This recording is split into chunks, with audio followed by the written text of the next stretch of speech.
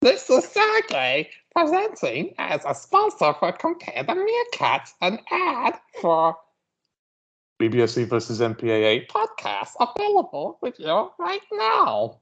Sorry, that was just a little bit of humor for everyone out there. Everyone seems to be obsessed with those meerkat ads. And as I said in the past, don't give up your day job. Yes, exactly, with impersonations and whatnot. But yeah, it lightens up the tone a little bit because this podcast is going to be threatening and dark and disturbing. It's Vigilante cinema. We're going to be talking about with your usual Skinny E Media and also Bobatron or Rob Bavister. Hello there. As usual, how do you do yourself? Well, I'm all good. I'm glad to be here, and I'm excited, ripped and raring to go. How are you, Mark? I'm all right myself. I'm a bit grumpy, but that's always me, as you already well know. I think it's this time of year it just gets people down. Well, it's just colder. People spend all their hard-earned money on Christmas gifts and whatnot, so I'm not surprised there. Well, yeah, that's true, and the days are shorter, and of course, I haven't heard it yet.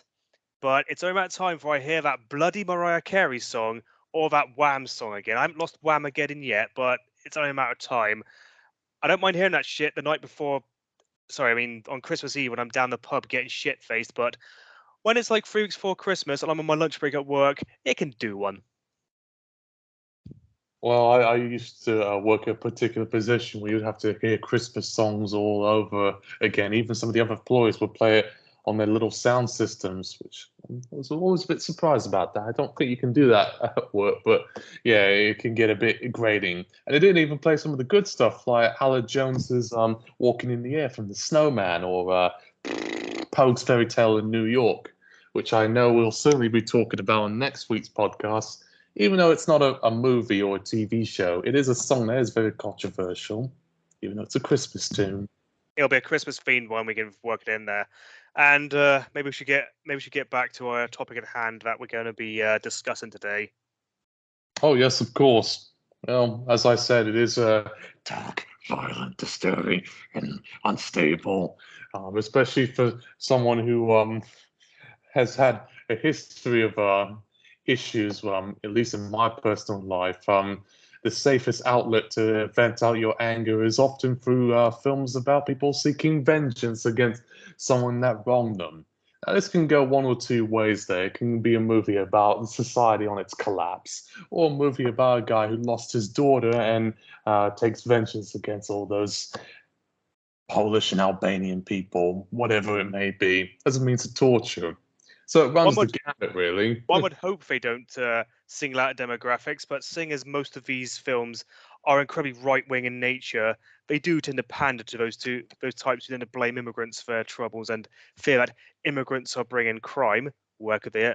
Whoever made them think that? And yeah. Well, where was I going with that one? But yeah, they do have a tendency to pander to that Fox News watching, Daily Mail reading, xenophobic. Yes, tabloid reading, just the reactionary rhetoric, the reactionary crowd. That's what I meant to say. No, exactly. Well, that's why I gave the audience a bit of a warning about what we're going to be talking about, because even though it's not about sex and pornography, it's definitely about subject matter that, at least from an American standpoint, because I'm partially American, could be a bit too close to the bone, because a lot of these films in question are about people with mental issues or some sort of death wish on their hands, hence the title. Oh yeah. And with the spate of massacres and shootings this year with Uvalde, and then recently Colorado Springs, and someone shot up at a Walmart in Virginia. Yeah, you're going to have to wonder. I love the way you say this year, as if like there aren't like every other year doesn't have like a spate of mass shootings in America, as if it's not just almost a tradition of theirs. I think it's just a thing that just happens and no one thinks twice about it. And people get up in arms about, we need gun control, we need to regulate, or it's not the guns, it's the mentally ill. The debate rages on, and then 2 minutes later, people forget about it because they focus on the next hot topic that dominates the news. It's it's a sad reality, is what it is, really. Sometimes Well, they'll put the finger at well, other people, but they'll not put the finger at themselves, like they're well, seeing the in Ukraine. well, yes. You mentioned Death Wish earlier on. Well, you didn't actually mention the film, but you said the term Death Wish and then said hence the name of the film, obviously referring to the film Death Wish with Mark Bronson. I did see the remake starring Bruce Willis back in 2018. Of course, that got a bit of flack for being aired quite so soon after the Parkland shooting in Florida. You are correct. It was a bit too close to the needle, and they had to delay it at least several times because there was also another massacre that occurred, and then they had to delay it yet again. That caused a bit of problems. That also happened with another vigilante film that was called The Are, Hunt. are you trying to say that when they have a if they have to delay a film due to a mass shooting in America, it has to have that happen several times?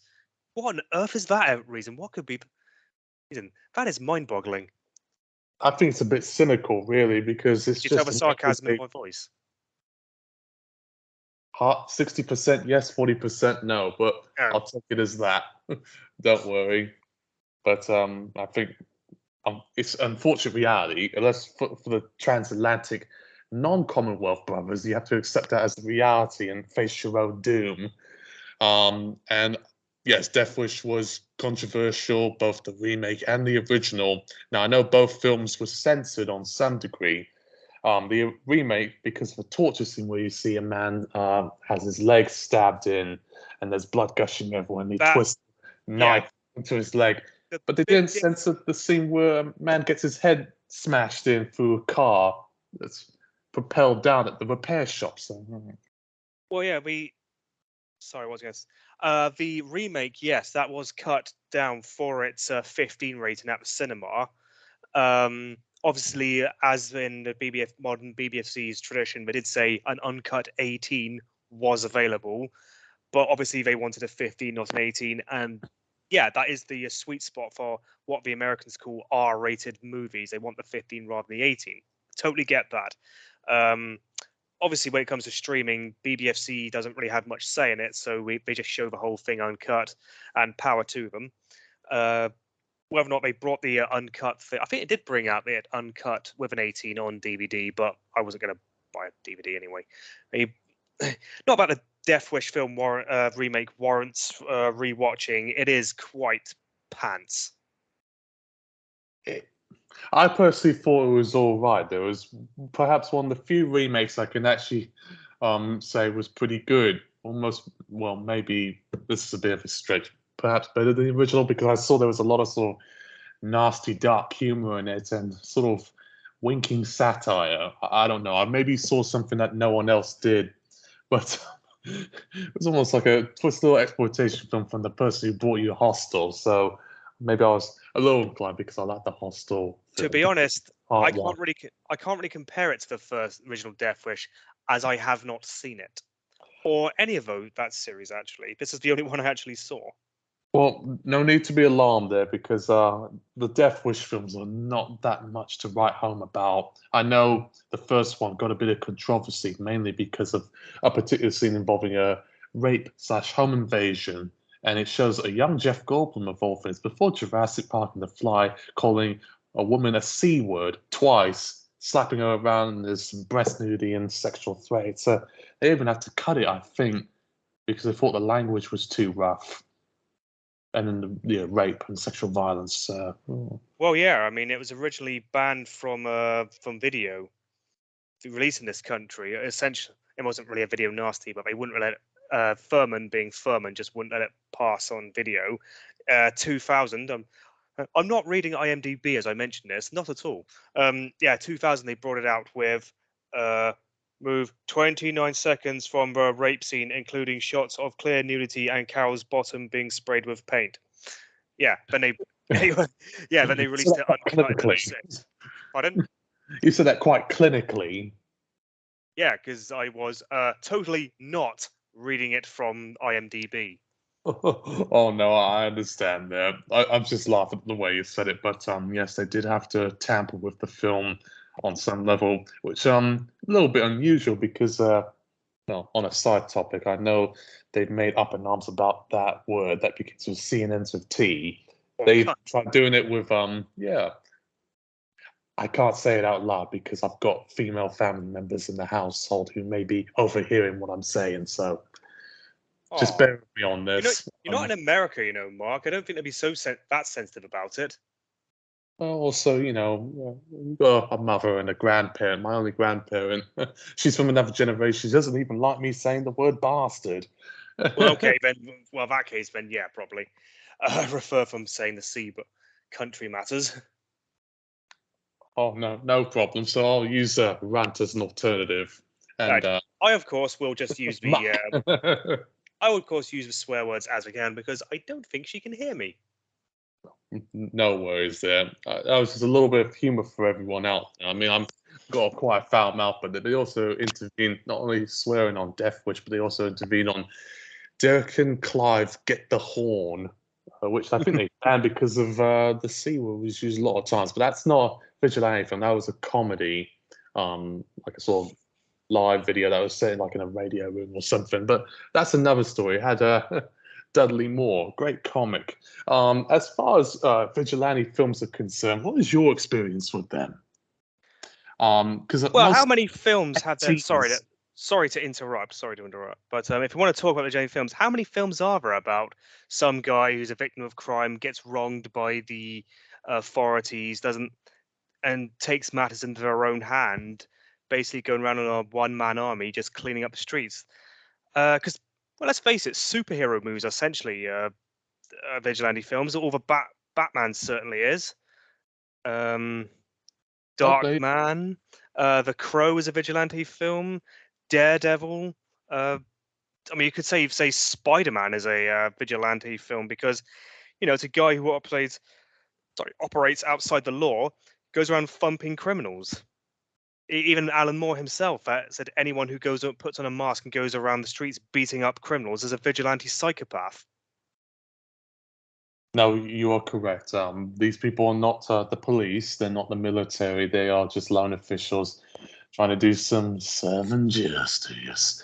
As we have seen over millennia, vigilantes have always existed, whether it be in the forms of sort of bandit, French resistance fighters against the Nazis, to even lone people who shoot at black kids on the street like Trayvon Martin, which helped launch the Black Yeah. Lives Matter movement. So it's a very, Well, that's a very it. divisive topic The because it Ku can go Klux one of both ways. the Ku Klux Klan are essentially vigilantes. I mean, that whole Birth of a Nation film, which, let's face it, we can fill a whole bloody podcast with just what an absolute, how absolutely horrific that film is, and how that's not one to be admired. But obviously, we know that now.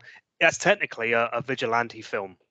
In all fairness, it is just we may not agree with the message, but the far right does. Like the far right, like Nick Griffin, not even Nigel Farage might even disown it. I think some vigilante films are meant to be condemning of that sort of taking justice in your own hands anyway. I mean, that's what I think the message of Death Wish was, that ultimately vigilante justice does not solve anything, does not resolve anything.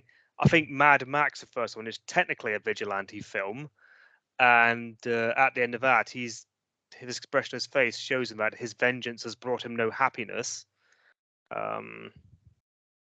So yeah, I mean, I know a lot of other vigilante films, even though they're quite horrid and horrible, try to at least have you rooting for the vigilante. Two films I can think of, both British films, both released in the late 2000s, Outlaw and Harry Brown. Which are actually films, oddly enough, I've got on my list on here because I actually think those are pretty good titles that kind of throw back to Michael Caine's Get Carter. Michael Caine also being in Harry Brown. It's supposed to blow the bloody doors off because that's what they call me, right? Yeah, it's a standard 18. I can see why, because it's got the C word and also And casual drugs. fun, but it's not as explicit as other 18s I've seen in the past. Oh yes, of course that. And I think there's even some implied sexual assault as forced to blow another person in the car. But yeah, well, it's a very grim film. I mean, I don't know if America's MPAA gave it an NC-17, but I think they should have really. I mean, if they're willing to let that go completely uncut with an R rating, they really need to take a look at themselves and ask, what the fuck are they doing? Can they be? Can their decisions be taken seriously?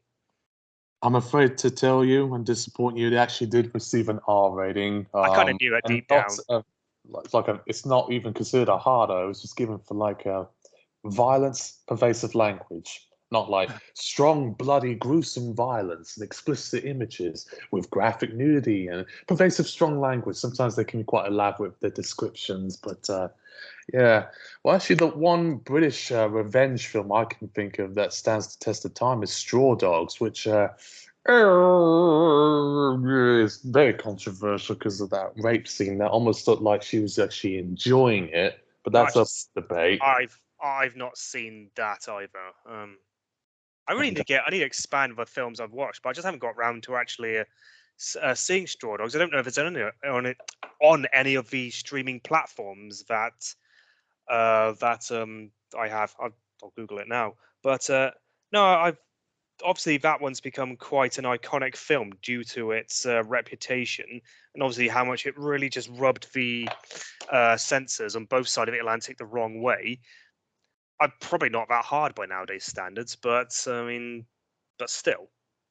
Well, it's a toughie. I'll tell you that right now. Even though it's not as explicit as today's 18 and some 15 films nowadays, it is not a film that can be seen on a good day. You kind of have to be angry and depressed to actually enjoy this one. Although people will essentially watch the film for those two scenes.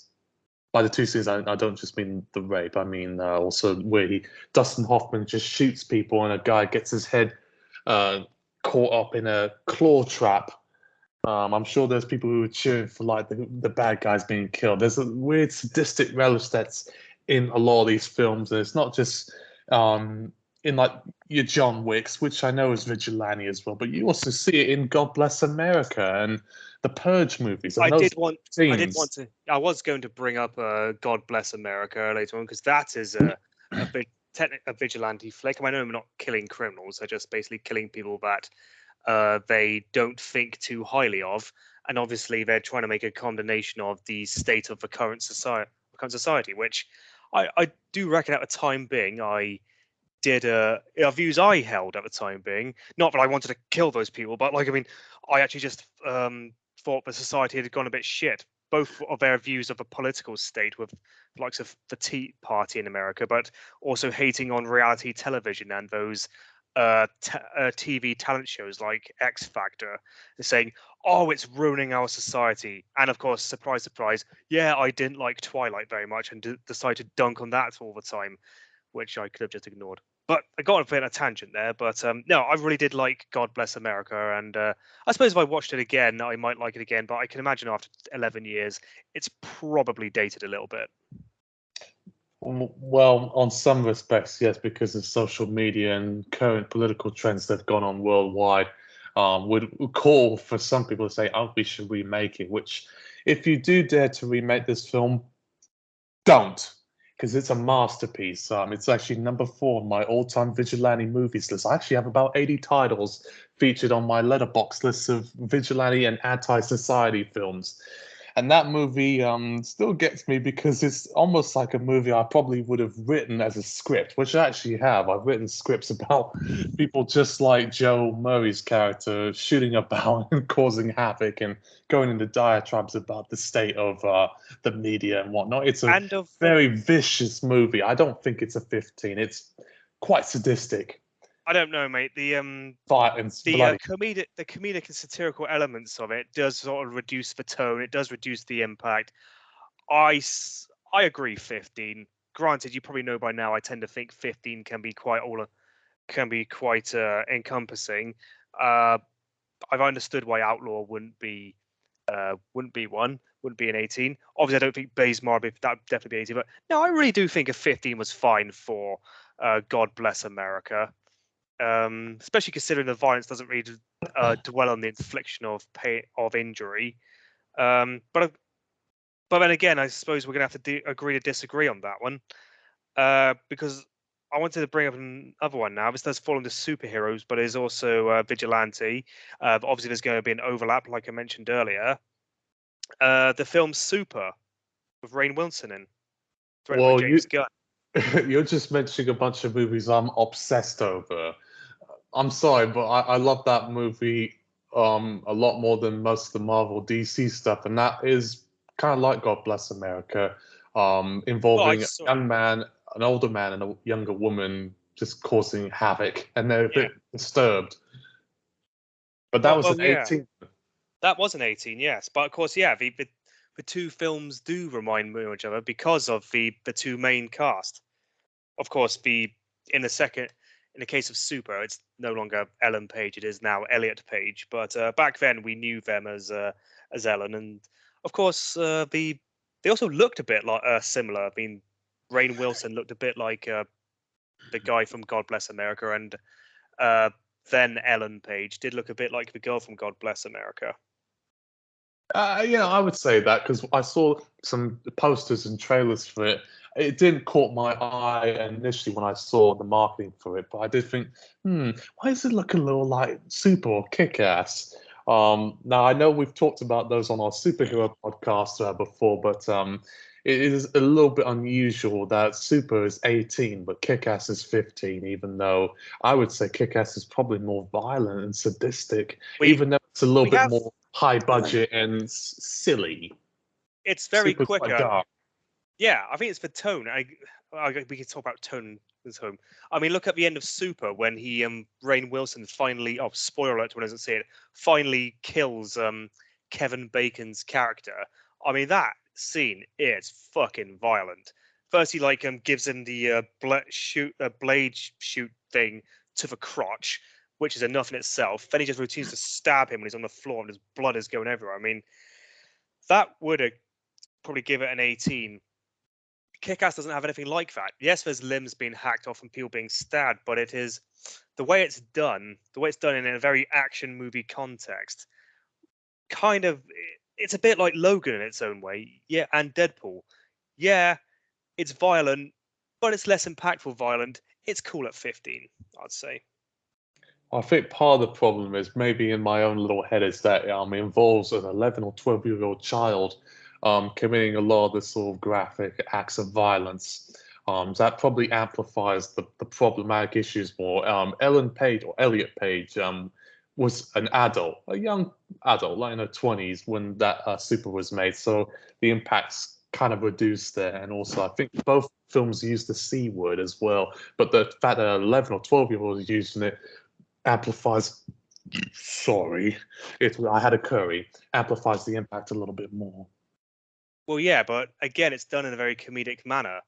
So I think that I've always commended the BBFC for at least having a bit of a sense of humor about these things, as uh, like when in comparison to the MPAA. Hence why they gave uncut fittings to films like South Park and Team American Pie. But that's getting off a point. I mean, they clearly saw the tone. They clearly felt that it's all tongue in cheek. It's kind of comedic. It's meant to make you giggle. Mm. Yeah, that's why they got 15. Now, I mean, we could talk about this until the cows come home, right? We'll probably never come to an agreement conclusion. But that's as I what's said, brilliant about it. we will have to disagree. Having disagreements on these sort of things, I think that's the wonder of it all. Because then again, it does bring into question about the sort of comedy versus satire debate versus more serious works. Because I'm actually looking at my letterbox list on here because I've got Hobo with a Shotgun. That was very silly, very comedic, but that was 18, and it's just as bloody as your deathgasms and kick-asses. If I remember it correctly, I've seen it once, and I think it went a bit beyond. Like I say, I don't make the rules for BBFC, so I can't really explain to what they're doing. And even the animated film Princess, which is a Danish cartoon that takes its tropes from anime, that was 18, oddly enough, for a scene of a child smashing pimp's balls with a golf club and then smashing his head in. There's blood everywhere, and it deals with prostitution and pornography. It's a very disturbing film. It's not for kids. Well, I wouldn't. I wouldn't expect a kid to see it for certain. And I have no intention to. Well, I don't have any kids to show it to anyway, and I wouldn't show it to my two nephews, the oldest of which have just recently turned 7. So of course, I wouldn't show them The Dark Knight, let alone bloody this. But we talked about Harry Brown, and of course, I also mentioned Outlaw by Nick Love, which has I got actually got down DVD, but Danny yeah. Dyer and Sean Bean. Now that is a brutal film. That is a grim film. I mean, no, it is. It's yeah, much darker than The Football Factory and Business. I've not seen Football Factory. I have seen The Business. Business is kind of funny and everything, but yeah, Outlaw is kind of brutal, and it was described as Death Wish by the Daily Mail. Totally get that. I mean, well, it's just the speech that he what's his chops? Sean Bean's character gives at that in that factory talking about. You want to just talk about where pedophiles walk around your playgrounds. You pay your fucking taxes. Was getting bullied and raped by cunts like Blair, yeah, and all that shit and everything. It's just wow, sir, this is really to a crowd. And of course, I'm from a little village in Gloucestershire. I live in Cardiff now, but I'm from a little village in Gloucestershire. You know the West Country is very right wing. You know a little rural place like that's going to be very right wing. The kind of circles I've walked in, wow, they just eat that shit up, and they just do spew that kind of stuff shit out their mouths all the time. But oh yeah, I mean, it can't be as bad as Kent. Kent is the land of Dover. They always view migrants as the enemy, and many of them don't like pornography. Mary Whitehouse types can't be as bad. Oh yeah, I know the Colchester types can be a rather middle class Anglican sort of stuff. I don't know if the East Anglia plate was quite as hard as what we stereotype Brexiters as being, whereas the Southwest very much is. We're going to get off topic if we keep going down this path. But I mean, yeah, I'm just talking about freaking the film Outlaw. There was that scene that did sort of reel itself back in, where obviously they're more fanatical of those people. I can't remember the character's name. I haven't seen the film in a while. Talks about getting rid of Muslims and everything, and they push back against it, and says, "You said anyone who goes on the a bus with a sack." I said, "I was talking about individuals. Would you kill all the Irish because of the IRA?" And he just goes, "Yeah," and they all just laugh at him because he's a bit dick, which is a bit dismissive, but of somebody says something so toxic. But it's also ironic because of Sean Bean's role in Patriot Games. Yeah, one does have to wonder about some of the choices he's been in some of his films. I mean, he's a great actor, but I'm sure the people who hire him to do those O2 ads, you always hear that every time where you can get 25% credit. I try to forget them. Card. I bring some Yorkshire tea before I die in every film. It's Yorkshire. I've got a thing for northern accents, so bear with me on this. Well, it's like Richard Armitage as well. I mean, I don't think he actually does have a Yorkshire accent, but he certainly did when he played his Lucas North character in Spooks. But yeah, anyway, off topic. But yeah, I suppose the bloody bugger that he is there, lad. As you wonder, it's because it's like an 18 for very strong and racist language. Violence isn't even mentioned on the disclaimer.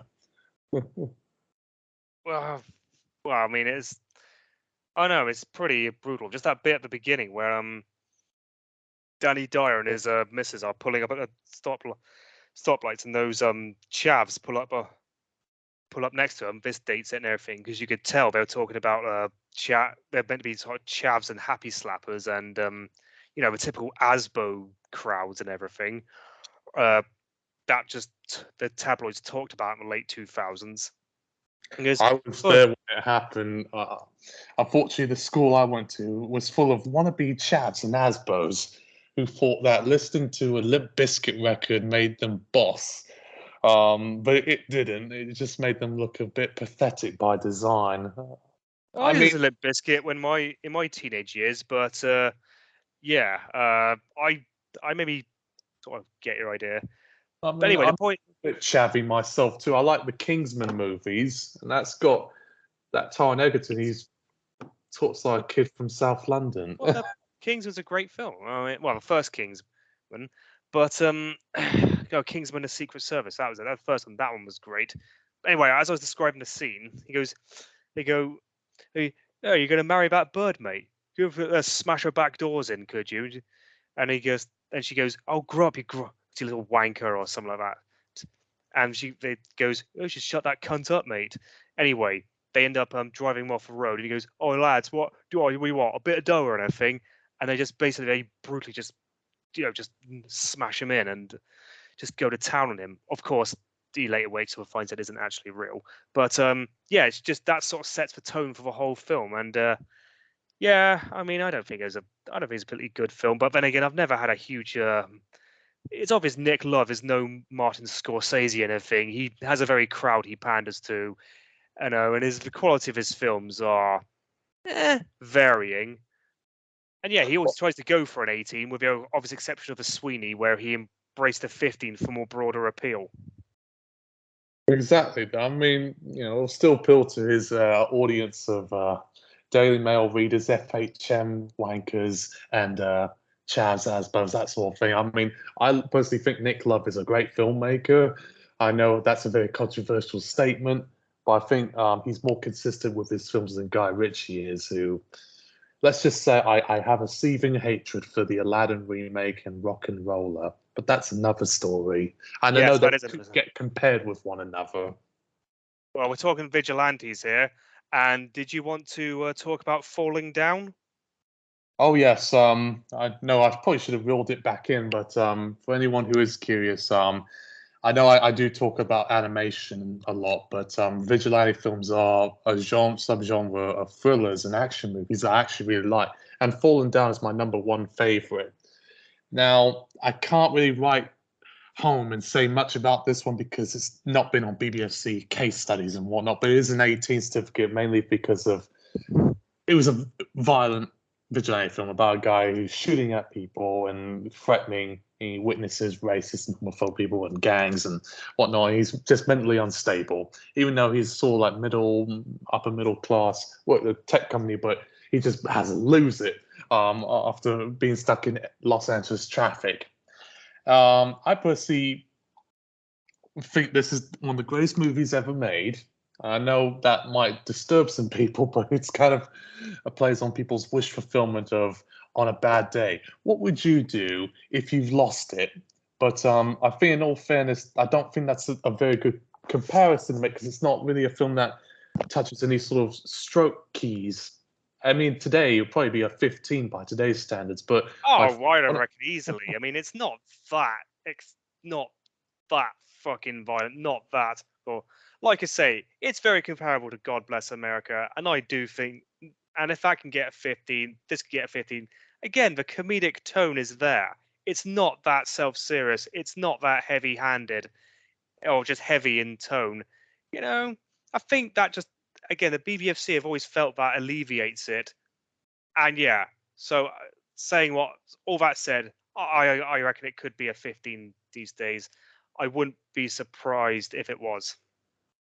Oh, I would totally agree with you. I mean, it's not certainly the not goriest film on this list. I think that distinction would probably go to something like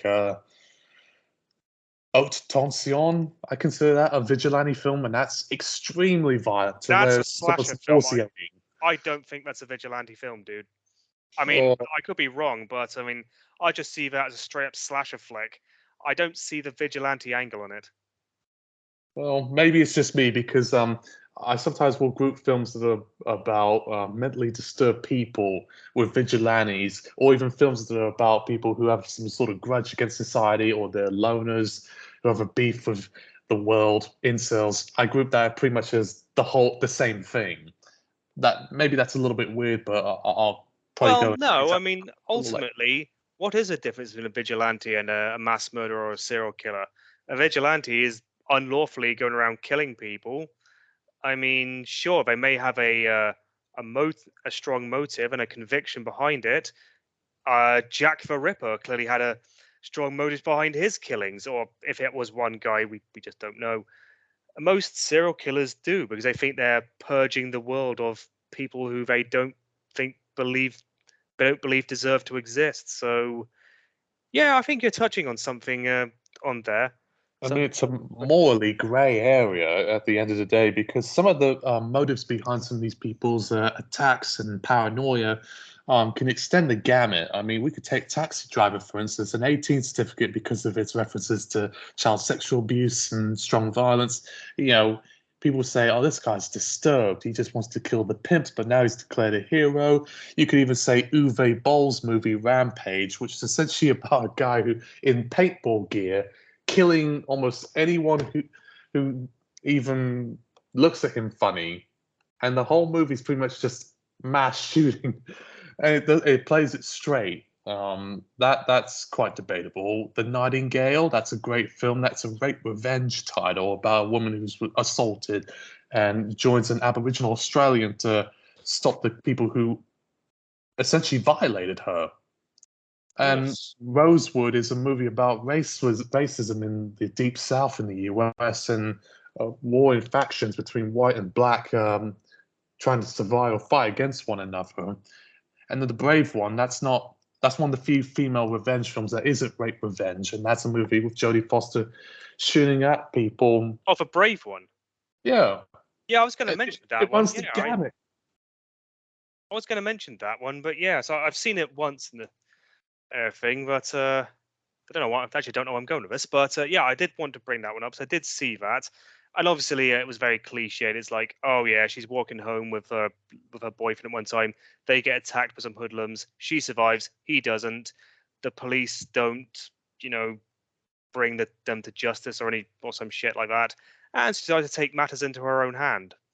So yeah, It's an 18 certificate, really much yeah, so, because of that brutal beating, and then also 5 or 6 uses of the C word, which caught me by surprise because American movies don't really use that kind of language. The oh C they word is do. a very British word. Well, Tarantino likes to use it, and it was used in Inside Man, and of course, you know, in Sausage Party and Deadpool 2 it was used. But yeah, you are right. They do tend to avoid using it. I know that the Americans don't like. I mean, well, in Britain we can be a bit harsh to it, but yeah, they definitely don't like it in America. No, because they really much reference it because of the sexist, misogynistic overtones. They probably read deeply into it and thought, "Are you calling me a woman's vagina?" That's one of the reasons why you also don't hear the word twat in American English as well, because it kind of means the same thing, even though twat is milder than runt, if you know what I mean. Well, of course, I think every swear word is. It's the reason why the word cunt is the only word that can go against that can get your film rated 18 in this country if used too flippantly.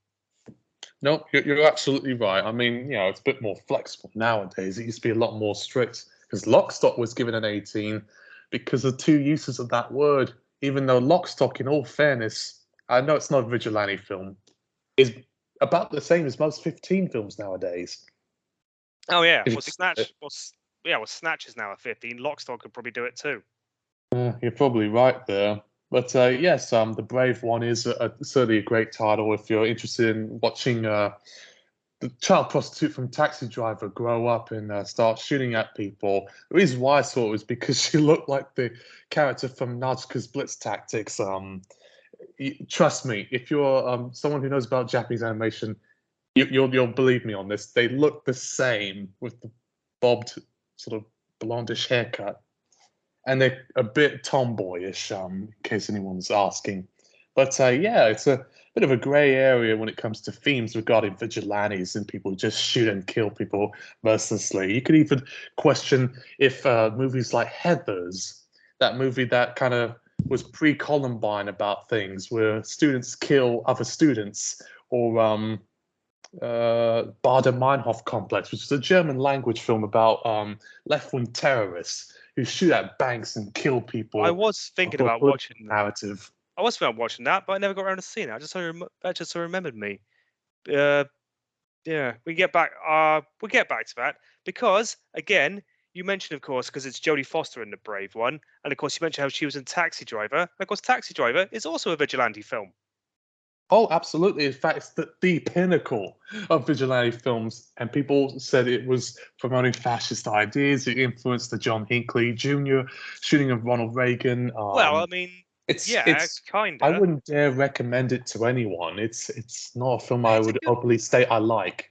it's a good film and everything. I mean, Travis Bickle falls into that whole sort of sort of myriad of characters that, well, sort of that get grouped under the title grouped under the title "You missed the point by idolizing them." No, you're absolutely right.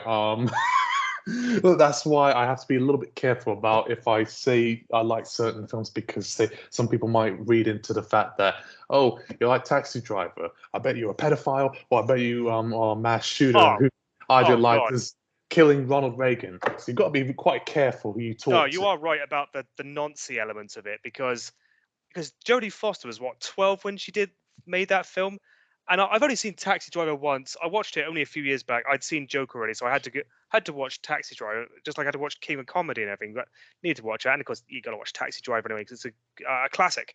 But I mean, oh God, all those scenes of Jodie Foster, just like when he takes, well, like when she goes up, goes up to room with her and everything, and it's just oh, fuck me. She's 12 and she's there, like, trying to unzip his trousers. And it's just.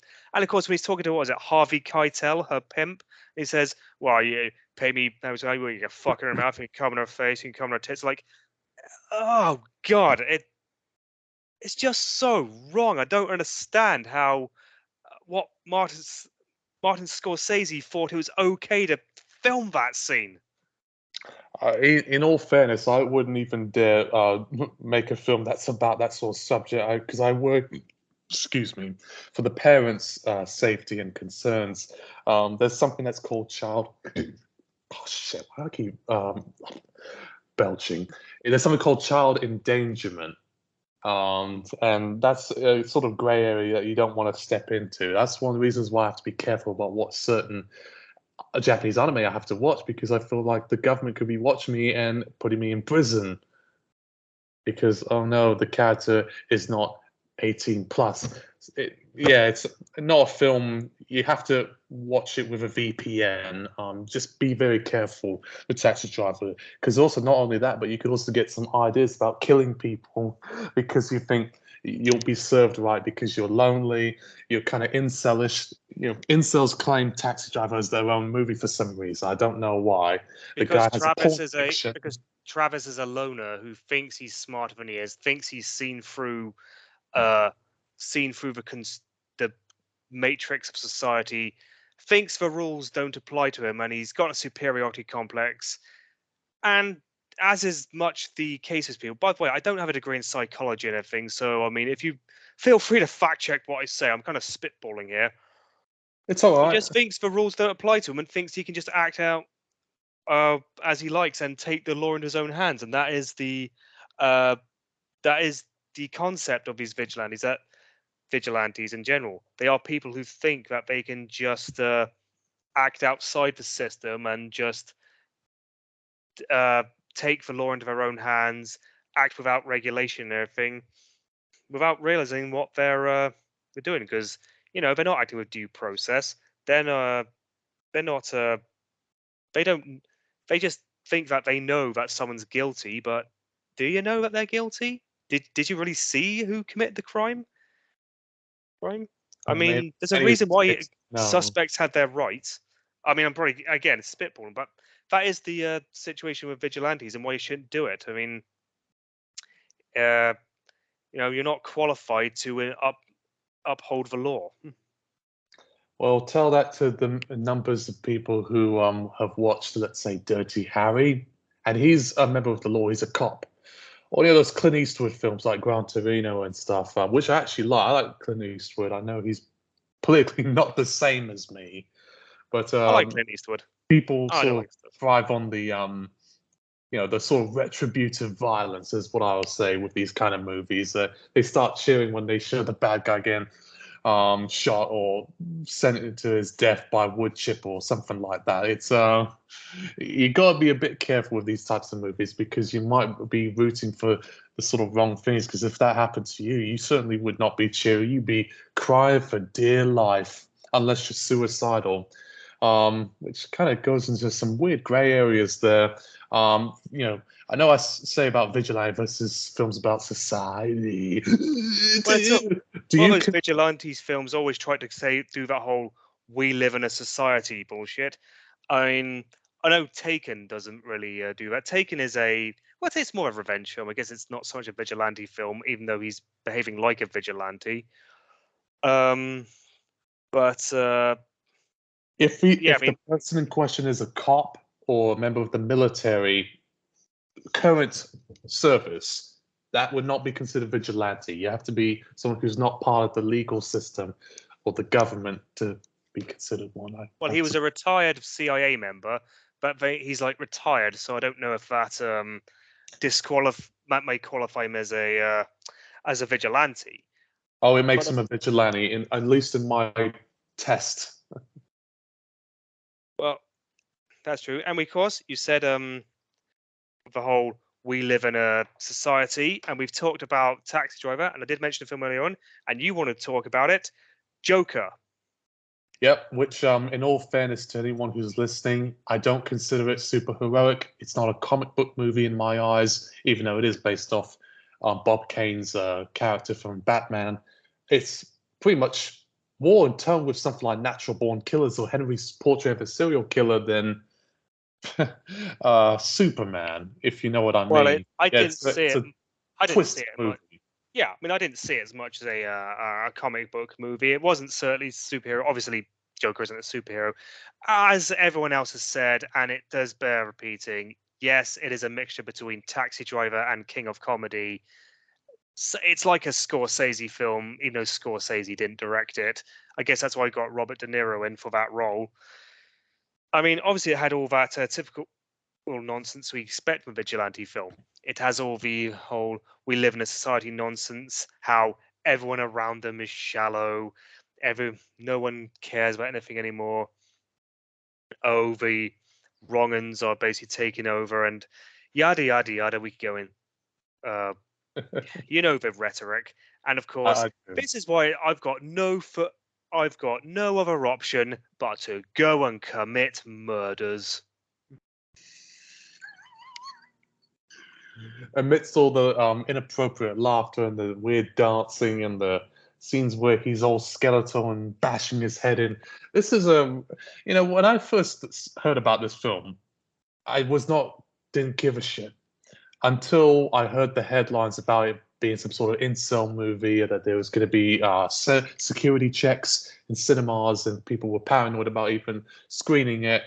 I thought, okay, I really need to see what this film is about, and I finally did, and I thought, yeah, it is quite a dangerous movie because, in all fairness, take out DC, take out Joker, what you have essentially is a movie that's very similar to the movies I've just mentioned 2 minutes ago, and it's a bit cutthroat there. I doubt any Hollywood studio would ever finance a movie like this unless it was independent, like Abel Ferrara's movies, which kind of touch on sort of similar levels like this and have this sort of gritty Well, New York vibe Well, it about it. did have an absolute minute budget. So, and then for it to become the highest grossing, as Americans would say, R-rated film of all time, for quite a fit, the first R-rated film to gross over $1 billion. I mean, and no, I like the film. I thought it was good. A lot of people out there didn't think the film was all that good. I didn't think the film was great. Thought it was quite good. Could have been a bit shorter. I don't think it would have. I didn't think it was going to inspire incel copycat crimes. Then again, I don't usually think that movies do. I don't believe in all that violence in films and TV influences violence in real life. I mean, like I've said a million times, I saw RoboCop when I was 5, and as far as I'm concerned, I've turned out fine. Um, so yeah, I mean, they say things when someone does do a killing. They say, "Hey, well, he played violent video games and watched violent movies." Yeah, because fucking everyone does, you knob. That's like saying he has a toothbrush. Sorry, got a bit off topic there, but No, but in all fairness, you gotta have to be a bit careful about, the kind of people you tell to about these types of movies. It's like with pornography. If you tell it to a woman or grandparent, they will slap you and probably call the police on you. And I feel that way sometimes with vigilante films, to where I will say, in at least my personal experience, my first sort of vigilante film is Gran Torino, which I saw probably at like 16, 15, something like that. It I was saw that film. Yeah. I thought it was a great movie. I It's good. certainly was not watching vigilante films at 15 and 16 because I wasn't old enough to. Most of them were pretty much 18s. Even the ones I felt like, oh, they're 15s and stuff. Oh, I probably should wait a little bit. I don't want to test the waters. And Falling Down was kind of my gateway drug to a lot of these types of movies. And it'll never be the same again. And it runs the gamut through the anti-society movies, the rape revenge stuff, the even ones where you see a man hold up someone hostage for 2 hours and the police come in and try to intervene, like Dog Day Afternoon or John Q. Those are I've never seen vigilante those. films as well. I know Dog Day Afternoon influenced Joker on some level because it depicted a guy who's at his last rope.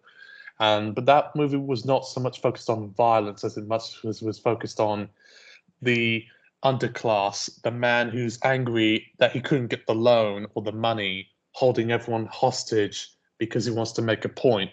It's kind of in that same sort of vein as that. And I think that's what appeals to me about these types of movies, even if the politics of these movies can be quite disturbing for a mainstream audience. I mean, in all fairness, vigilante films can also be not only right wing but also left wing titles as well. Take, for instance, God Bless America. Do you think that's a right wing movie? Oh, Or obviously not. That's very left wing. The fact they took all these pot shots at the Tea Party and Fox News says that all, really. Hell, even like the little girl when they kill that blatant Bill O'Reilly XP says that she doesn't agree with his views on gun control. It's like, what? What's gun control? Then anyone could get a gun when they're just putting away their side pieces and everything. I mean, yeah, you are right though. I mean, take I Spit on Your Grave and its various remakes and the sequels. Rape and revenge film. That's by definition can be considered a feminist film. That's left wing. yeah, the movie John Q, essentially about a man who holds a hospital hostage because they couldn't pay for his son's medical care, which in America is a big problem. Medical debt and privatized insurance costing so much that people can't afford it. So that's I consider that a left-wing vigilante film. The If you Brave look one at is a if little bit. well, if Assassination of Richard Nixon. That's left-wing because he blames the Republican Party and Richard Nixon for all of the man's failings and his wife's divorce. That he holds did a plane hostage. Django Unchained, Yep, that's left-wing because it's it's a a vigilante flick. black nationalist perspective. Or Not black nationalist. It's just like anti-slavery. I mean, it's definitely a vigilante because he's going around killing slave owners and slave traders. So you're right there. And going back to Joker, when you look at who he was, what the messages of the film kind of were, the rich are too rich, mental health needs to be better funded, guns shouldn't be so freely available. Yeah, I don't know if Todd Phillips meant to do that, seeing as he bitches about wokeness a lot, like a chud. But that's the message that was kind of delivered across, and it was definitely a very much an eat the rich. Eat the rich message that was conveyed. So you could say there's a left wing message in that. It's not that we have to get all political about it, but yeah. While vigilante movies are generally appealing to the right wing, they're basically people who wish that the death penalty would come back and it would be the most brutal form ever. And I was just pissed off that they can't basically have criminals murdered. Yeah, so maybe sometimes they can have a left wing bent, as in the examples we have just mentioned. No, they absolutely can. It even goes without saying about Joker. I know we haven't talked much about the ratings history behind them, but it's more the impact of what it is. The left has co-opted it, as has the right, because you sometimes see some people like on InfoWars and stuff using the Joker makeup to kind of say we live in a society, and also incels who kind of have misogynistic views on women, anyways, generally will co-opt the message. But also, we saw protests in Hong Kong and Lebanon with people dressed as Arthur Fleck incarnation, Joaquin Phoenix incarnation of Joker, and that's definitely makes you think, this is a very sort of grey area. It's certainly not co-opted one sort of political side or the other. You could even say that's quite the opposite from movie like Rambo or Red Dawn, which are films that have been accused of having very right-wing leanings. But in all fairness, Red Dawn kind of predicted what just happened over the past few months with the invasion of Ukraine by Russia. So I consider that a vigilante film. It's actually the only vigilante film on that I'm aware of that's PG-13. It was the first. Well, it was the first movie to get that rating. It got rated a fifth. No, I say it got rated 15 over here. Maybe it could be a 12. I don't know. Anyway, not. Well, I suppose, yeah. Well, I mean, other than obviously all the superhero movies we've talked about, which of course, again, superhero movies, especially superheroes who, on the street level, beat the shit out of criminals, are vigilante movies. They are. It's just I try to divide between the two because superhero films are usually viewed as family friendly, or at least that's what it appears. And there's also fantastical elements as well that kind of differentiate it between the crowd. Right. Vigilante films are grounded in reality on some level. I don't. Okay, well, the Dark Knight trilogy is grounded in reality, and the new the Batman film, I don't consider that to be family friendly, and that's kind of grounded in reality itself. So, I mean, and that's very much a crime drama, and he's a vigilante. So, yeah, I mean, I don't know. Again, I don't really have a conclusion to what I'm saying, but I think they qualify. Well, they do qualify because it's about a vigilante. Yeah, well, it's a bit of a grey area. Is all I'll say there. One could say, "Oh, they're vigilantes or whatnot," but in all fairness, they are. It's just superheroics. People have a certain mindset about them that differentiates from them from, let's say, like your Death Wishers and Taxi Drivers, or even for that matter, the old school John Wayne movies where he would try to hunt down the engines, or the way he sounds That's like. not good. That's not how you talk to the Duke. Well, and of course, what? Of course, again on a crossover between superhero and vigilante, Darkman and sorry, say it again, Darkman and the Crow. Well, The Crow, that's an interesting one because I consider that more vigilante than anything, even if it does have some supernatural elements. Unfortunately, most people know about it because the actor died on set because of accidental bullets being pulled on one of the pistols. Unfortunate, but I think they actually loaded a real life bullet into the actual gun, and so the guy did it. The guy who played Fun Boy, Michael Mads, I can't remember his name. He was Gaines in the first season of 24. Just never watched a film until the day for the rest of his life, because unfortunately he died a few years back. But yeah, so was again. Oh. And of course, both film. Of course, you can't have thinking both films are very similar, but they are like essentially a mixture between Batman and RoboCop, Darkman and the Crow. That is. I would say so too. He's been avenged. He dies and then comes back into form to avenge those who raped and killed his girlfriend. It's very much a '90s type of movie. I'll definitely give you that with the sort of alternative rock edge about it. Oh yeah. It's not a film I talk about that much. I saw it actually, weirdly enough, last year around Christmas.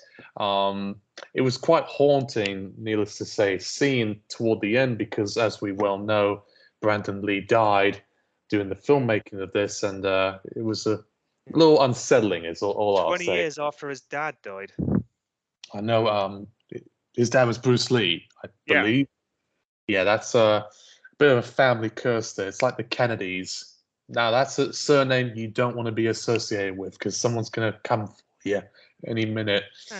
But I know we were getting a little off topic there, but The Crow is Speaking of 18 martial art, certificate because of the violence, even though it probably would be 15 nowadays. speaking of martial artists, because martial artists like to star in vigilante films, because obviously when you've got somebody who's very good at martial arts, you want to get them in a situation where they can just beat up loads of street thugs, and so vigilante film kind of connects well with that. Martial arts genre and vigilante genre kind of overlap quite well. That's what I was meant to say. Have you seen Rumble in the Bronx?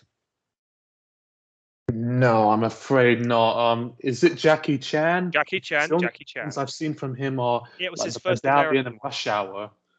It was his first American. First American outgoing. It is proper old school Jackie Chan before he became muted, where he just became an on-screen gymnast who didn't really do much martial arts or much hand-to-hand combat. You know, there was no green screen, no wires, no stunt doubles, no CGI. It was just him and the set, the set being the real world, and him doing what he does. And it is amazing. The acting in it is fucking atrocious because all the people in it aren't actually actors; they're just stuntmen. But no, it is a vigilante because he's a guy. He just moves to New York from Hong Kong, and his uncles bought this shop and everything, and they get hassled by a bunch of street punks. And when they get out of hand, he goes and sorts them out, beats the crap out of them. Then some gangsters come out of nowhere, so he has to take that to the next level, just go beat the shit out of them. But no, it counts as a vigilante film. If you get a chance to watch it, I highly recommend doing it because it is just fucking amazing just watching him do what he does. I'll certainly give it a try in the near future because And it's proper R-rated one, as the Americans would say. It got a 15 over here, but I think it was cut down for a 15 and everything, but only briefly. It's not a pussyfooting film, put it that way. I'll take your word for it because you're probably a bit more of a martial arts cinema enthusiast than even I am. But actually, funny enough, you just reminded me of something.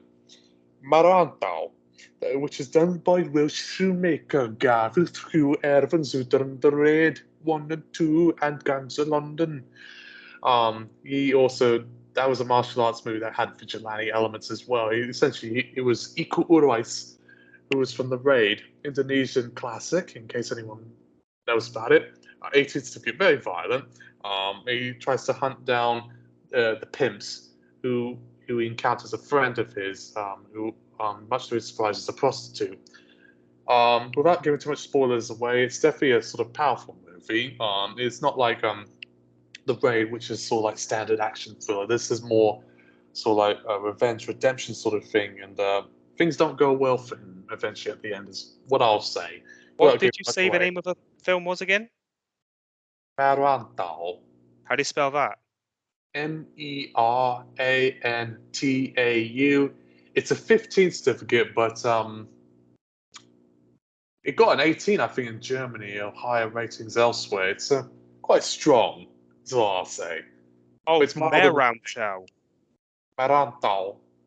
I can't speak Bahasa quite well. Well, it's okay. I've Welsh found inflection because it was done by Gareth Evans. Yeah, I've just found it on IMDb.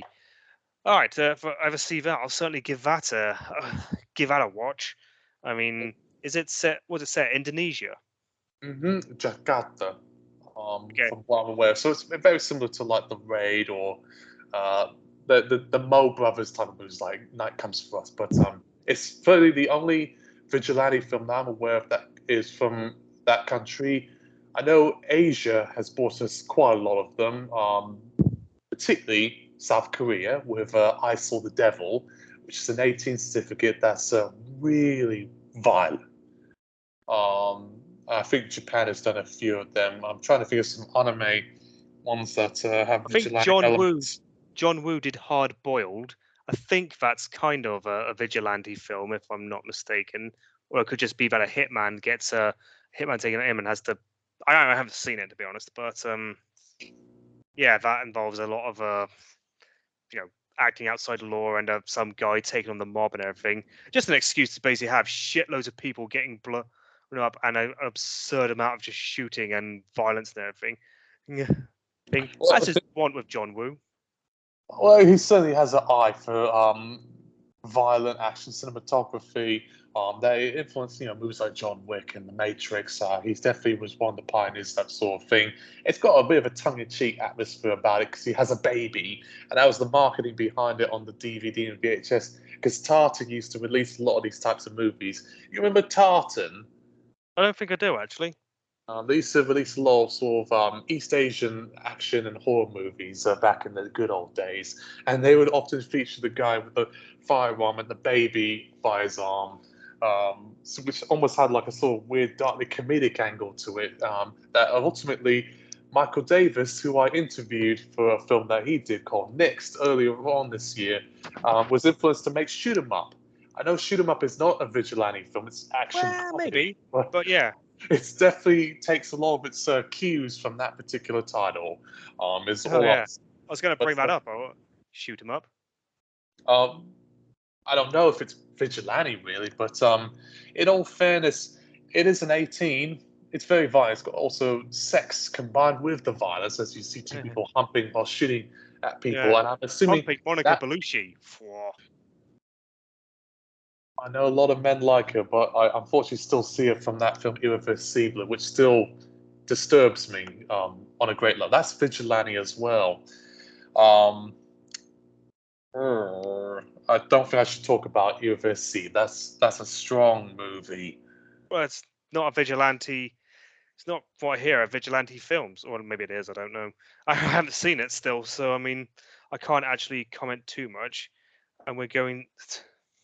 Sorry, what are we talking about? We're trying to focus on vigilante cinema. Surprised you haven't brought up a lot of westerns because they tend to be the sort of have be vigilantes. But to be honest, how many westerns have I actually seen that involve that involve that involve a sort of vigilante the vigilante gimmick? I don't know if Young Guns does because they're technically outlaws themselves rather than just vigilantes. I don't know if because I've seen Fistful of Dollars and The Good, the Bad, and the Ugly. They possibly and Django. Uh, It's a maybe grey area because you could even consider The Revenant. That's a vigilante film. that's a survival film. He's wronged by the people that killed his son, and Tom Hardy, as you well know, he's a bit of a badass. And he tries to go out of his way, even with his foot being mauled by bears. One thing that caught me by surprise about that one was, so I assumed the film was probably going to get an 18 certificate, but then it got a 15 because I heard the film had a really brutal scene of man being mauled by a bear. There's also rape and scalping. So I thought, ooh, it's a Yeah, that's scene, but it's a historical. strong one. Again, historical film. You can get away with a lot more if it's justified by historical context. Now, that's fine at 15. Mind you, I know I say a lot of things are fine at 15, and it takes a lot for me to agree something should be rated 18. But no, I think that was fine at 15, to be honest. Well, wait till you see Deathgasm or Elfin Lead. You will agree with me and say, "Oh, that should have been an 18 right there, right there." No, well, maybe. I'm quite impressed with the BBFC for allowing so much through at 15. You know, I mean, I risk it sounding shallow. I mean, it does make them look like they're a bit cooler than they were during Furman's day when they were basically acting like a bunch of pearl clutching monocle droppers and everything, a la Mary Whitehouse. But then again, that could just be my inner uh, my inner edgelord coming out.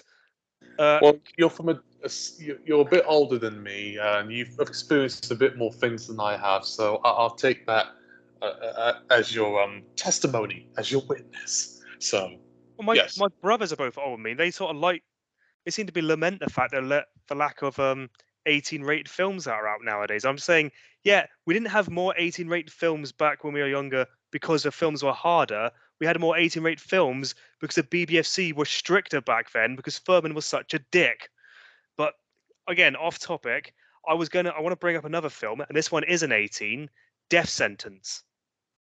Oh man, you just mentioned my number 38 favorite vigilante film on my list. How That's fucking long actually is your damn list? How the hell do you eight. like put something at number 38? Sorry, I shouldn't. No pressure there. I've got about 80 titles on there, from Fallen Down at number 1 to Heathers and Hard Candy at 79 and 80. So you are making me very giddy here. So don't tempt me too much. But your death sentence is an 18 certificate. In all fairness, I think most of it's probably because of the ending sequence involving him shooting at people and there's a man's foot blown off and some bloody blood squibs, which I've even seen in 15 films sometimes. So I don't know. But I guess that sadistic relish thing was the pivotal thing that pushed it to 18. In the same way that Law Abiding Yes. Citizen, which had Gerard Butler, he stabs a Yeah. fucking man in the neck. There's blood spurting everywhere. And he even that'd be- saws a man's leg off and then got an NC-17 on cut. That's what I was going to say. I almost got an NC-17, so that kind of warrants its seeing. I don't know if Death Sentence might have got an NC-17. It might have, because it's done by the same guy who made Saw. So it's oh yeah. Also released. Rating. But there's an unrated cut which I saw. It probably would still be R. There wasn't any much differences between the two. It's just some Right. story configurations. Okie dokie then. I'll take your word on it. But yeah, that's a typical that's got all the elements of these vigilante films, all these revenge films and everything. And of course they make the bad guys out to be as horrific as possible. They make it sure the criminals are beyond any form of redemption. And yeah, it is actually grim the way they just sort of go in. They kill that guy's son, who's not done anything wrong, not because it was a botched robbery or anything, but initiation killing. Like he deliberately went in there to kill him to prove to sort of prove himself. And it's just, fuck me. And of course, what I find out and of course, as per typical, the Justice Department isn't doing anything for him. It's going to get him probably for like down for maybe 10 years or something. It's like, I want him to go away for the rest of his life. But of course, that's not gonna happen. And of course, you've got the guy winking at him in court and everything. So he just says, "Oh, I don't know," has it thrown out of court, and just stabs him to death by himself. And then yeah. And I then of actually course really like that movie. But yeah, it's quite hard edged. It's not the kind of movies that Hollywood tends to release in cinemas anymore. It's well, a maybe bit they've been done on to the death. nose. But yeah, well, they want to make it like it's an over the top action fest like John Wick instead of the sort of more gritty, hands down, nitty gritty 70s era exploitation vigilante films that your father grew up on, maybe your grandfather and your grandfather's grandfather, if you saw pre-Hays Code, that sort of thing. But yeah, it's Well, yeah, possibly. I mean, yeah, the Hays Codes and the early BBFC days were pretty silly. You could barely get away with anything. But I think the whole, like I say, I mean, we're kind of going full circle here because we originally agreed that, or at least the whole point of it with, try to get my words out, with vigilante cinema, like Death Wish, is that it's not meant to be promoting or glorifying vigilante violence. It's meant to be condemning it and showing it that I mean, Charles Bronson's character in Death Wish, can't remember his name, is meant to be portrayed as Paul Kersey. That's it. He's supposed to be somewhat cuckoo, somewhat a bit batshit. He's meant to be sort of a delve inside his twisted psychology, his twisted worldview that happened probably came about when his family are killed. Because I think, even though I haven't seen the film, I think the whole point is at the end of it, he hasn't actually never actually finds the actual perpetrators who killed his family. And of course, how could he? He probably doesn't even know what they even look like. So he's just killed a bunch of random people left, right, and center, and achieved nothing. Yeah, you're probably right there. It's kind of for many people who aren't legal professionals, it's the kind of loose end, and now at that point, the only thrill they get is the kill. Get it? It rhymes, but you know, one has to question about the morality of these types of movies because it's actually illegal to commit homicide, just like it's Yeah. illegal to uh, possess certain kinds of pornography or possess certain type of drugs on you. So if you say about these films out loud to this unsuspected public, being through a rude awakening, I know from personal experience. That's why I never tell people one of my favorite films is Fallen Down because they might think I'm some sort of right-wing maniac who likes to shoot at Mexicans and threaten people at a fast food restaurant because I didn't get my breakfast after 10:30. Yeah, exactly. And of course, But what they these a lot of vigilante films they may prepare it as kind of sexy of one guy going around doing taking out cleaning up the streets and whatnot, but it's the same kind of mentality of old school lynch mobs and or just tie people to stake and burn 'em mobs, uh, which is no, not but exactly something we want to encourage. no, but you're absolutely right. It's the whole sort of mob rule philosophy there. People thrive on sort of retributive violence, is what I call it. If it's shown in a way where there's some sort of reflection that it's the guy who has the final say on who dies and who doesn't, and people start cheering. You look at on the YouTube comments section, it's particularly on videos that show violent scenes or death scenes from movies. They're all like, "Yeah, look at how bloody it is. Oh, he got blown his head off, dude." Which there's something unusually pornographic about the whole thing. It's almost like when they get a thrill seeing someone being squid with jism on their face. In many ways, sorry if this sounds offensive, I consider a lot of these movies violence porn, and people think it's okay because Well, victim exactly. porn is not is viewed with condemnation because of attitudes towards sex in society. But it's okay to say, "Oh, I like watching John Wick. I like it that scene where he stabs the guy in the eye. They had to censor it in Australia for an R18." Instead of getting a boner, they get like Wait, a adrenaline or dopamine rushed into their blood when they see a violent kill unfold. But that begs the question a little bit there, because vigilante-wise, how do you explain a film like Three Billboards Outside of Ebbing, Missouri, or Hard Candy, which questions and actually makes you frightened by vigilante violence? well, I don't know. I mean, uh, kind of got a bit lost with your lost in your epic rant there. No, But yeah, but they are kind. But you are right about their sort of pornography of violence and everything. Just like Saw and Hostel are torture porn, and well, just like if you could say films like The Revenant and Lord of the Rings and many others are scenery porn because of all the nice scenery to look at, or freaking what's it? Shoot 'em up is gun porn and everything. Yeah, I mean you are right. I mean I don't think was like what's his chops? James Furman again did call Texas Chainsaw Massacre the pornography of terror because of the too much because of the tone of the film.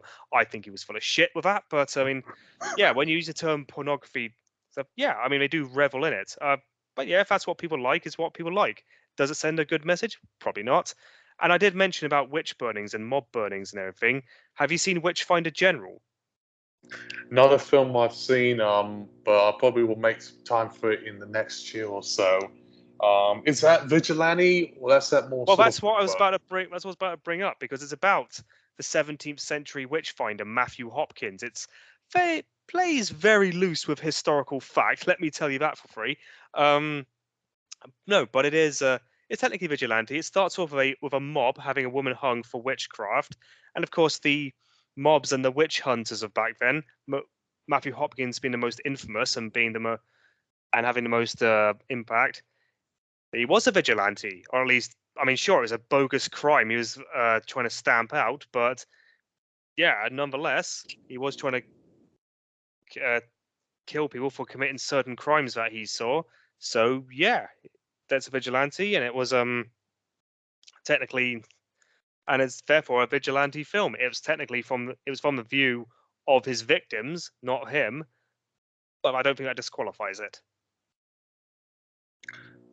Because you know about the film a little bit more than I do, I'll take your word for it that it does have this sort of vigilante aspect, essentially, from a certain time frame. But that does not disqualify it from having those sort of elements here and there. It's just in the age of these sort of like urban terror type of films, like Class of '84 and Taxi Driver, it kind of looks a bit unusual in the same camp as those type of films.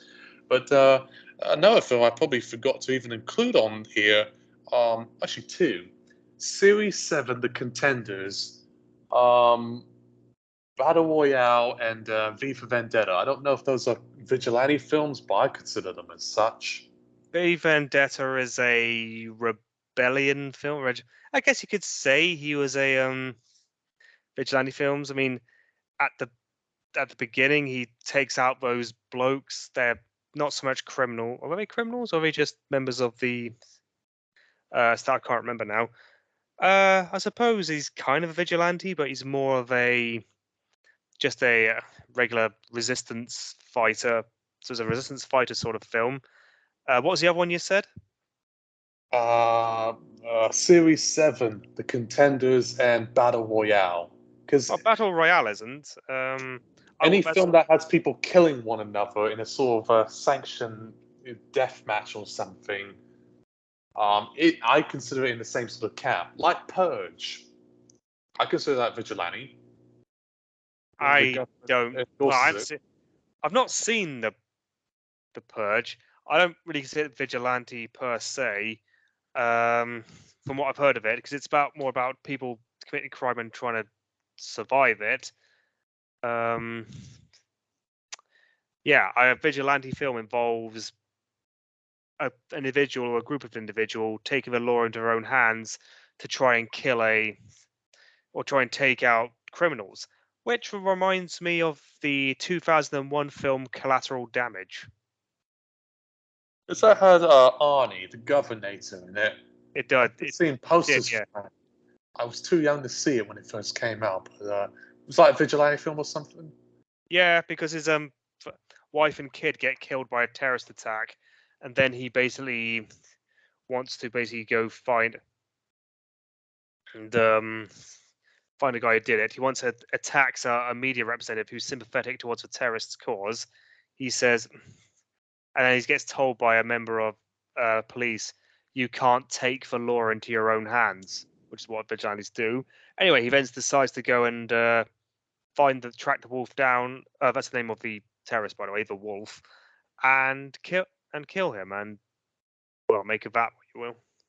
So yeah, it is by its definition. Yeah, by definition, a vigilante film. Don't think it's particularly great and everything, and it doesn't. As a Arnie film, he barely even touches a gun once, so that's not really what you're looking for. But yeah, well, if you want to see Arnie just go around blowing shit up, yeah, it's not really the best film for you. Best film for that. I mean, if anything, if you want to see on the sort of flip side, watch Kindergarten Cop. That's not really vigilantes per se, but he does witness, at least it's implied, at least in the film, one of the students that he teaches was a victim of abuse or neglect. And so he takes vengeance, and he's also hunted down and spied on by someone else, and he takes this a shootout. It's one of the most violent kids movies I've ever seen, Kindergarten Cop. I saw it on Channel 5 many years ago. That's my favorite Arnie film, in case you're wondering, aside from Terminator 1 and 2. But yeah, it's slightly different story, because those are more sort of sci-fi action films that could probably be talked on another time. But I know you said about the T word, which, if I say that, I could be prosecuted because of people's paranoia about 9/11. V for Vendetta, it would essentially be, in the Oxford English Dictionary, considered terrorist. Yes. Well, yeah, I mean, that's literally the whole point of the film, is that they say one man's terrorist is another man's freedom fighter, and that's the thing. Yeah, he's considered a terrorist, but to people resisting the Norse fire regime, he's a hero. He's a freedom fighter, and well, yeah, that's it. I mean, obviously he's dressing up as Guy Fawkes to hammer that point home. Not that I don't think Guy Fawkes is someone we should be venerating, considering what he wanted to do. Not blowing up Parliament. It's more the fact he wanted to get rid of the Protestant aristocracy and turn Britain, or at least England anyway, and maybe Scotland, I don't know, along the Wales, into a papist state like France and Spain were at the time. So he wasn't fighting for freedom, he was actually trying to destroy freedom. But again, off topic. Well, you know how Hollywood has a funny way of twisting the truth to fit the narrative. That might be a case of that, but I consider it a vigilante film because, in all fairness, like you said, one man's terrorist is another man's freedom, which is what Mandela said before his prosecution to Robben Island because of apartheid laws. He was considered a terrorist as well. And in all fairness, I consider vigilante and terrorist films sort of in the same camp because they rely on sort of retributive violence as a means to justify social ills and causes. You could even say, for that matter, there was a Palestinian movie I saw some months back called Paradise Now. It's a PG-13, but it was a 15, which I think was more appropriate, which involves essentially disaffected men who feel like they have nothing to lose. So they essentially become suicide bombers to fill the cause because of Israeli aggression. One of them doesn't make it and, fears for his life and wants to stay alive. But another man essentially just gives in, and it's implied that he blew himself up on a bus. That is one of the most controversial films I have ever seen. It's PG-13, but it's not explicit like Human Centipede or Serbian film with that sort of element there. Serbian film, weirdly enough, could be a vigilante film in some respects. If you've seen toward the end of the movie, it gets pretty cutthroat. But that's a movie that's too disturbing and explicit and illegal to even recommend, so I won't talk about it. So I'll instead talk about Hard Candy, which is 18 certificate, and that was a movie essentially about a victim of supposed child abuse and molestation taking violence and vengeance against a paedophile. And there's a prolonged scene of implied castration that plays on for about 5 minutes, and it's really tough. It's an 18 for very good reason, and it's oddly enough rated R. It's not actually not NC-17, but you got to have the stomach for a movie like that. It should be in it. It should be an NC-17. When I first saw the cast for it, I thought, oh, is this Canadian, not American? But no, it was American. I kind of thinking that if it actually was a Canadian and just basically just not American, they probably would slap it with an NC-17 because they come down harder on non-American films. Oh, and also it's an independent production. Lionsgate was still kind of niche. It certainly is not as popular Lionsgate back then pre-Saw as it is now, if you think about it. But yeah, it's a really nasty film. Well, this came out after Saw, didn't it? It did? Oh. Yeah, because Saw came out in 2004. Yeah, this one came out in 2000. Yeah, the year after. Although Saw might have not actually blown up quite as much, but yeah. Yeah, it's a tough film, even though it's not as explicit as most 18 films are in question. Even some 15s, really. Even Funny Games, which is a German-Austrian language production. That's not really vigilante, but that's sort of serial killer. That's not explicit. Mostly relies on sadism and terror of the two teen idiots who terrorize a family for like about an hour and 40 minutes. That was an 18 because of the thematic and tonal elements. Yeah, I don't want to. I've heard about a film. I don't really want to see that. Sounds like a really horrible film. But again, if you think about it, is a vigilante not just a serial killer? If you tell that certain parts of the media, they'll tell you no. Bernie Getz, he shot some black people on a train in New York in the 80s when New York was a shithole, and he was declared a hero in some presses. Well, look at Kyle Rittenhouse. Well, look at Kyle Rittenhouse. Oh yeah, that piece of shit. He got off of the courts because he was doing it in self-defense. But in all fairness, he almost admitted that he shot and killed someone. He put his hands up in the air, but they still gave him carte blanche because he was owning against those fucking liberals and Democrats, dude. The whole InfoWars Joe Rogan era things. Oh god, yeah. I mean, he was being hosted by Marjorie Taylor Greene and everything. So yeah. Well, therein lies your problem there. They're co-opting someone who's probably not quite there in the head, which I guess plays in that whole taxi driver Joker element about things. You know, I'm sure if Danny Dyer probably pummeled a few over in Millwall because he's obsessed with football matches and stuff in it, he'd probably be declared a hero by the Mail because people love Danny Dyer. He's a geezer in it. Oh yeah, totally. I was going to say about Kyle Rittenhouse. This is a bit off topic, but I will say he was born the exact same date as Greta Thunberg. And if that doesn't just disprove astrology and star signs, all that crap in one go, I don't know what does. Okay. Sorry, I yeah, just that disproves the fact there. That kind of disproves a few facts there. I mean, my birthday is related to quite a few people, and even I can't relate to some of them myself. I knew someone whose birthday was near Pete Davidson's, oddly enough, and he thinks Pete Davidson is a cunt.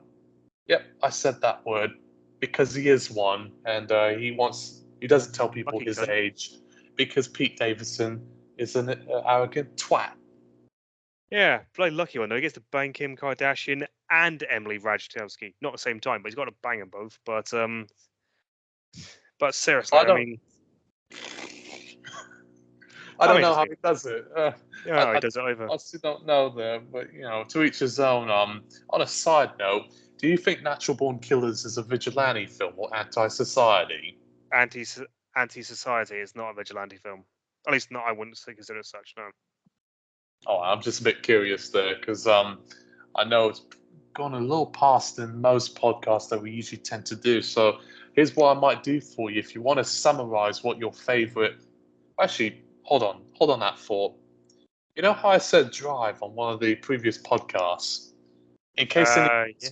wondering, it's not Fallen Down. It's actually Drive. That was one of the first vigilante films I saw that I actually liked, and I'll never get that image out of a man's face being smashed in an elevator to bits out of my brain. I actually found quite glee in seeing that sort of thing. But in all fairness, what I know vigilante films seem to be quite a bit of a broad category, at least in my eyes. But what is your favorite one, in case you are curious?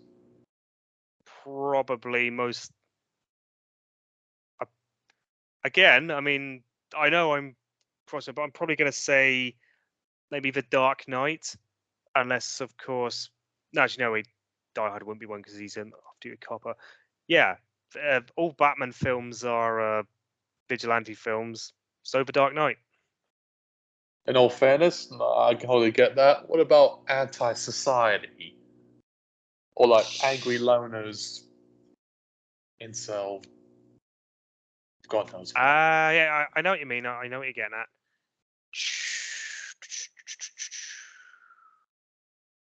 I don't know. I guess I like God Bless America quite a lot, actually, just by the overall themes of the movie. So I'm going to go with that one. Or if I had the power and I knew your address, I would buy you a Christmas gift right now because that's one of my all-time favorite films. Number 4 on my list, in case you're wondering, maybe even number 3, because I know I talked a little bit about Gran Torino and Falling Down and Tyrannosaur. Tyrannosaur is a vigilante film. I don't know if you've heard of it. It's actually one of Olivia Colman's first dramatic roles. I've not seen it. I don't know. Is that Paddy is Considine. is that one from 2011? Yep. I've not seen it. I've not seen it. Before Studio Canal bought Optimum Releasing, it was, I think, one of the last Optimum Releasing films that they distributed. I actually like that distributor. It actually made me nostalgic for Spirited Away and Four Lions in the good old days. But yes, sorry, I got off topic there. But yeah, that's my favourite vigilante film from the UK.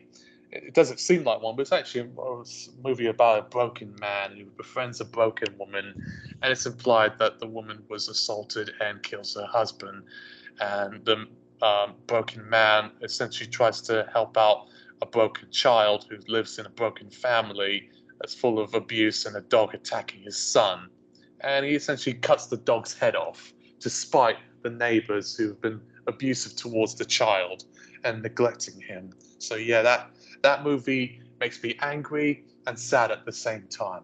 Never watch it on a good day. Don't watch it during Christmas or with your family. 18th certificate. But and then also, this may be a bit offensive because we're both men. But what is your favorite rape revenge film? I don't think I've seen a huge amount, to be honest. So I'm probably, I mean, the only two I can really say I've seen are the I Spit in Your Grave remake trilogy and that French film Baiser Moi. And I probably like, you know, which one do I prefer? I mean, Baiser Moi probably it's got. I just like that for the blatant on-screen porn there, but at the same time, it's not a overall. It's quite a vulgar film, to be honest, considering what I do. So probably the I remake of I Spit on Your Grave. To be honest, I may have to pass on that one. I don't really have an answer for you. Well, no pressure there. It's probably the most controversial of the Vigilante films because it relies on a subject that the BBFC holds in such strict regard.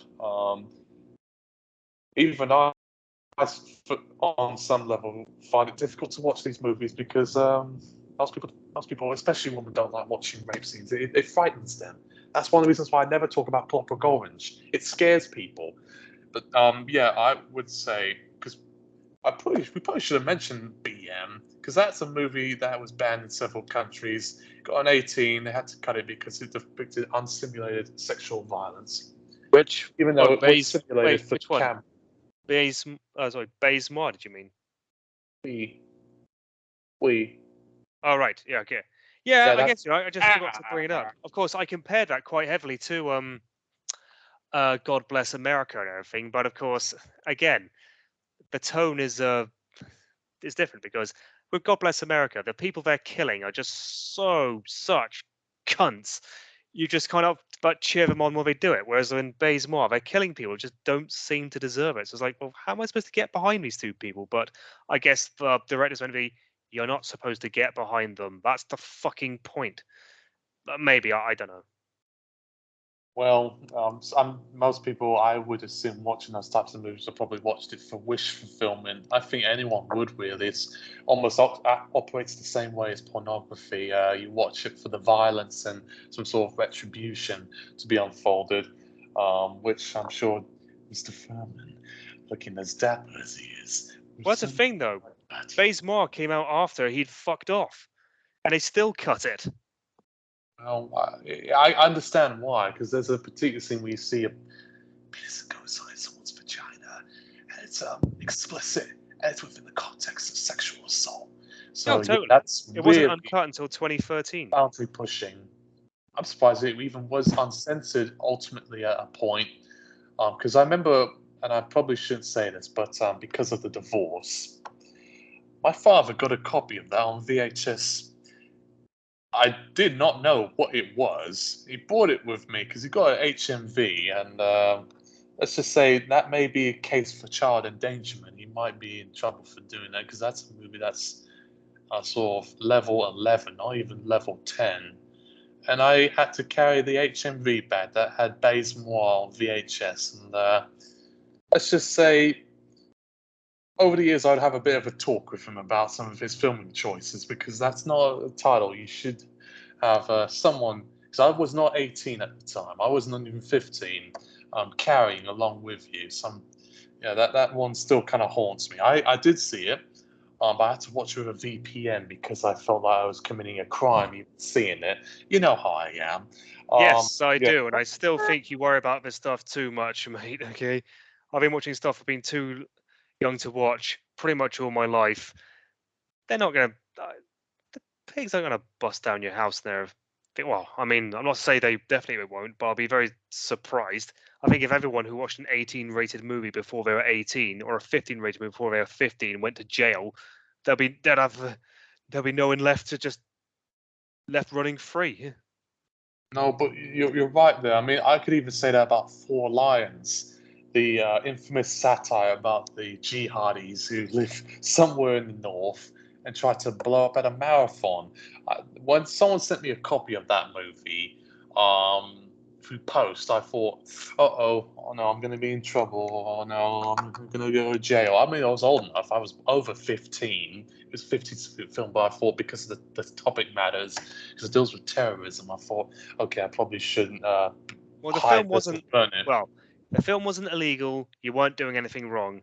I think we can say you were probably being a little overly paranoid, but you have mentioned that's a thing with you, so you know it's well, I say it's But your issue, and I'll leave you to work on it. But I'll obviously help you out if you need it. look, in all fairness, for anyone who is listening, I have my issues. Some of them have not received official diagnosis. That's just my brain. It kind of works a little like that. But if you ever have problems with depression, suicide, or mental illness, please do contact a charity of Samaritans or Mind, MIND, to see if you can get some help. Otherwise, you'll be left with a bottle of bleach and a knife to sort your things out there in case if you're on your last rope. And But that could be and illegal. in going with the theme of today's podcast, for the love of God, don't ever even think about going out and committing acts of vigilantism. It's not a it's not something that's advisable. It's not something that's admirable. It will not end well. It cannot end well. Just don't do it. Just don't do it. Listen to what Idris Elba from Luther said. It's not, leave that to the police. Don't do it. Because there was an episode about a pedophile hunter that is. It was a TV episode, but it kind of deals with similar sort of subjects that we often talk about on this podcast. So yeah, Oh, like Chris Hansen. yeah. Unfortunately, the police can be quite corrupt, as we've seen in recent years with police shootings and the rape and murder of Sarah Everard. So I can understand why some people would not even trust them or the court systems. I don't trust the police. I don't trust people. I don't trust the courts. I don't trust anyone. So who are you left to defend? Your own diseased brain is pretty much the ultimate message behind that. And for that, I'm probably going to get prosecuted and charged on certain sections of the criminal It justice is bill. worth pointing out It's some that sort of things like that. it is worth pointing out that a lot of these I mean, I know we're going to need to wrap up eventually, but I'm going to add this a little send off and everything. When these vigilante films started, mostly in the 70s, and it was set in New York, that's when violent crime was skyrocketing. It did skyrocket through in New York and some other most of America and in Britain throughout the 70s and the 80s. So yeah, that's probably what motivated it. I mean, in New York, I think it peaked at 99 when it went down. I don't know about entire of America. In Britain, crime and violent crime peaked in 1995, I think, and I can remember there being quite the amount of crime back then. Then it's been going down. That's been pretty much going down ever since. I think it's had a slight increase recently, but nothing to like mid 90s levels. So even talking about like vigilante, it's just not needed nowadays because there's just not that much crime to be worth fighting. To be Well, people make up imaginary threats as they go on there. It may be the migrants and refugees that are trying to terrorize and rape your white woman, or the pedophiles and Asbo chavs. There's always a target somewhere, one way or another, and the media often thrives on it. In my James Furman impersonation I'm doing right now, at people always find scapegoats whenever it's necessary. I mean, even us lefties, progressives, we're even guilty of trying to put some sort of fatwa against Trumpo and anyone who reads GB News and Nigel Farage. We throw milkshakes at UKIP and Brexit people because we disagree with them. So yeah, it gets a two-way street. very possibly, very possibly. I don't know. I guess that's more or less that in a nutshell now. So, shall we wrap this up? Yeah, for the most part, I think we've said our piece. I know it seems like to the average listener, we probably didn't detail quite as much on ratings specifically, but in all fairness, any controversy about a film or its topics is enough to qualify as discussion for a podcast, even if that means the Elon Musk controversy of controlling Twitter, where he's putting a bunch of right-wing trolling tweets on there and putting people like Trump and Kanye, who says things about Hitler and how great he is, on there. So, yeah, it can go both ways. It's oh yeah, I should mention for anyone who's listening in India, you probably should think twice about yourselves about releasing a movie like The Kashmir Files. It'd be quite incendiary. That's a movie that sort of made some sort of conflict between Hindu and Muslim populations in that country. I think some places they banned it or heavily censored because of the politics of it all. It was even supported by Narendra Modi as well, so I wish we could have talked about that one, but I don't know anything about Bollywood, so I kind of might have to pass on that one. Maybe they might do a Bollywood version of our podcast and see if that capitalizes. Just give me about a 15% pay cut while you're at it there too. But I probably am going to be prosecuted for doing this podcast, but at this point I've said pretty much almost anything offensive, really, that probably will shock and offend some people. I even admitted about my family issues with divorce, and I've seen domestic violence in my time and infidelity, and obviously from my father's side. So if he's listening, yeah, we've got a bone to pick. Sorry. Thank you nonetheless, and we'll be back for the Christmas one. It'll be certainly much more family friendly, except for Bad Santa. Byline diode. All right. Well, yeah. Have a good night, everyone, and peace out.